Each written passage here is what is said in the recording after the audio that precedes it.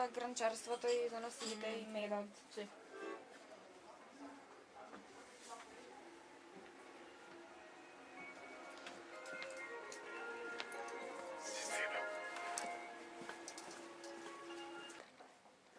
Добре дојдовте во нашиот рај, македонскиот, традиционална еко-етно куќа, со која ќе бидете почестени со македонски мед, еколошка храна, здрава храна и ќе ве почестиме со една убава гледка на десетина стари македонски народни носи, претежно женски, кои потеглуваат од претежно западниот дел на Македонија.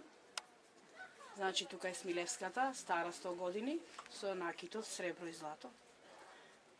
До неа е Кочани, градската Дебарска, 905-та, да. И постарено на најстарите, тоа е да, Билјана, може да покажеш. Тоа е Гари. Да.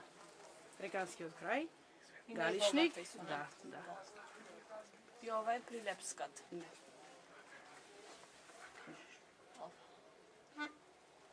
Мариовската, не? Да, Мариова, да. Овде е, и тоа морам да кажем, една од тоа секогаш го кажувам на туристите, една од најкарактеристичните носи сета рачна изработка, струга, струшкиот крај, каде што, да, една кошула, да, се работи 6 месеци, тоа е рачна изработка Мониста. Мониста како филигран, тоа може единствено во светов. Може би ќе биде заштитено во иднина, како единствен вес со Мониста. Мотивите се различни и секоја се разликува. Од ние што имаме отприлика 50 народни носи, кошулите, тие сите се разликуваат. Ниједна не е иста. Во тоа е оригиналноста и автентичноста на македонските народни носи. Тука е Кумановската и таа е специфична, 1920-та градска Кумановска, тоа е лекот само. Ова е лекот. Сега, злато или сребро, монетите.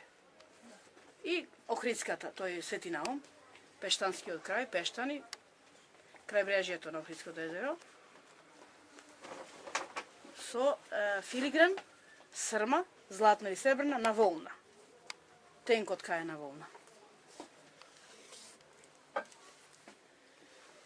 Да, имаме во нашата колекција и стари ризи, ова е пример, негде Охридска, 100 години стара, рачна ткаена за пречекување на зетот и невестата нормално, за бишење на рацете лицето. Бидејќи немало индустрија, знаете, манифактура било претежно, рачно се ткаело и ова е градско ткаење, така се викало. По сите градови на Македонија, може и Балканот сегде.